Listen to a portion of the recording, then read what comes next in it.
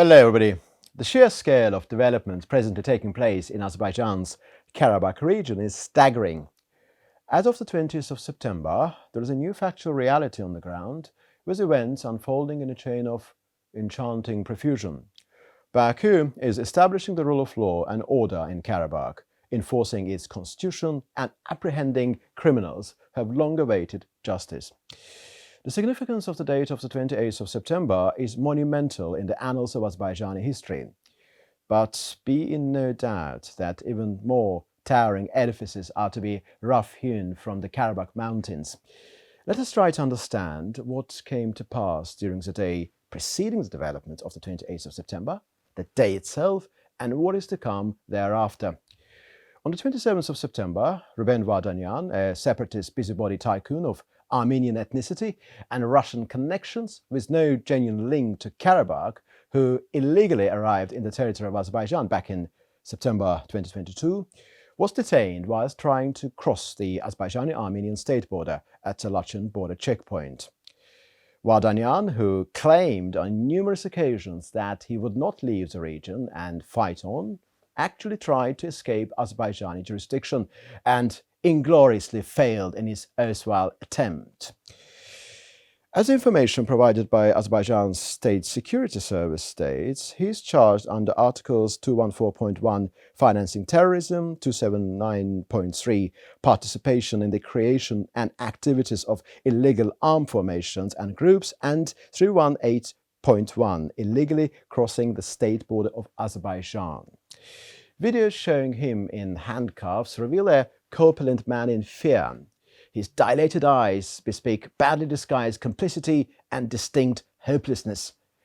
There will be those who will brand him as a hero, expect some Free Ruben hashtags from some pseudo-human rights activists and journalists such as Andrew Roth of The Guardian, and also expect that Azerbaijan will not give in.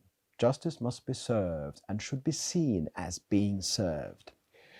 Vardanyan's arrest is also a clear signal to some others presently in Karabakh in relation to whom Azerbaijan has some legal questions, to put it mildly.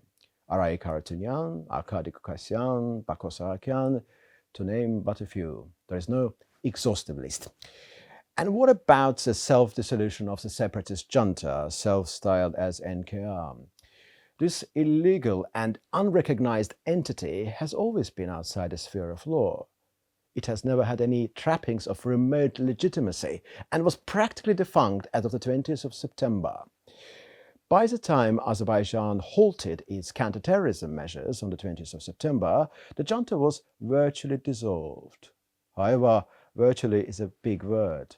The statement issued by Azerbaijan's defense ministry on the same day referred to the disbandment and disarmament of the illegal Armenian armed groups operating at the behest of the separatist junta, saying nothing about the complete institutional dissolution of the separatist entity itself. Back then, the junta only appeared de facto dissolved, with meaningful meetings being held between the representatives of the local Armenian residents of Karabakh and Baku on the 21st and 25th of September. On the 28th of September, the entity self-styled as NKR issued a dissolution decree stating that it will cease to exist by the 1st of January 2024.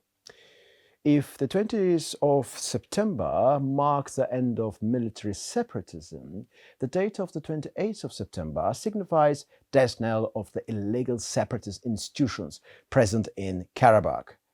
Do not jump to the wrong conclusions and think that the date of the 1st of January 2024 will mark anything in particular in a practical sense. But if you insist, let it be a posthumous nail in a hypothetical coffin that awaits imminent conflagration.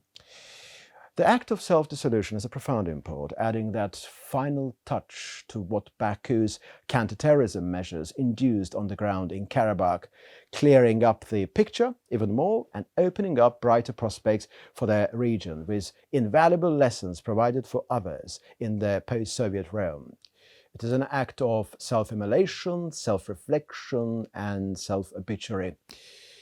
What could be the legal value of a declaration by an illegal entity? This self-declared abolition could and will be imbued with legal implications. Back in May of this year, President Aliyev stated that amnesty in relation to the separatists could be considered should they dissolve themselves and disarm. Vardanyan's attempts to flee justice and apprehension revealed that no one amongst the separatists could hope for a reprieve of some kind before self-dissolution and surrender. It is unsurprising that David Babayan, so-called advisor to the so-called president of the unrecognized junta, handed himself to the Azerbaijani authorities in Shusha. At this precise moment, I'm certain that there are others following suit.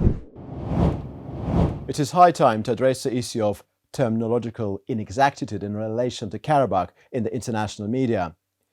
Azerbaijan has long stated that there is no administrative division called Nagorno-Karabakh inside Azerbaijan. And now, even the formulation of de facto authorities in Karabakh used by some respected analysts, with no aim of inadvertently casting aspersions on the territorial integrity of Azerbaijan, will become obsolete. Amongst the posts and articles I've read recently, the most profoundly poignant was shared by His Excellency Elin Süleymanov, Azerbaijani ambassador to the UK. He wrote, "And so ends a Soviet-engineered ethnic separatism project designed to inflame violence and the Armenian-Azerbaijani conflict. A model of ethnic division first applied in Karabakh has been used elsewhere in Eurasia. Don't weep for a failed Soviet legacy. It is time for a peace agreement." Indeed, I couldn't agree more. It is the best of times for those on the right side of history, be they Azerbaijanis or Armenians. As to the likes of Thomas de Waal, Lindsay Snell, Lawrence Broyes and others, well, one couldn't care less. Let them wallow in misery and reflect, and even rethink if they are capable of it.